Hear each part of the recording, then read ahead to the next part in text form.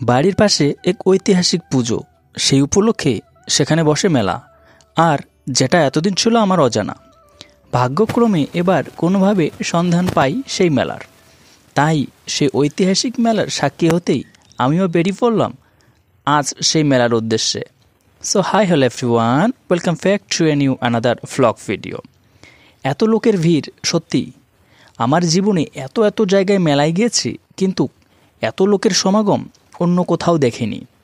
কলকল করে আওয়াজ করে বয়ে চলছে তর্ষা নদী, আর তার পাশেই ছাট সিঙ্গিমারি ফরেস্টে স্থায়ীভাবে নির্মাণ করা শ্রী শ্রী মহাকাল বাবার এই মন্দির। বাংলা 1377 সন থেকে স্থানীয় লোকেরা এখানে এই মহাকাল বাবার পুজো করে আসছেন। পৌষ সংক্রান্তির দিন সারা রাত ধরে চলে সেখানে পুজো, এবং তার পরের দিন সারাদিন ব্যাপী সেই উদ্দেশ্যেই বসে সেখানে মেলা, যেখানে দৈনন্দিন জীবনে ব্যবহৃত জিনিসপত্র থেকে খাবারের সমস্ত রকমের আইটেম পাওয়া যায়। দূর দূরান্ত থেকে পুণ্যার্থীরা সেখানে আসে পূজা দেওয়ার জন্য।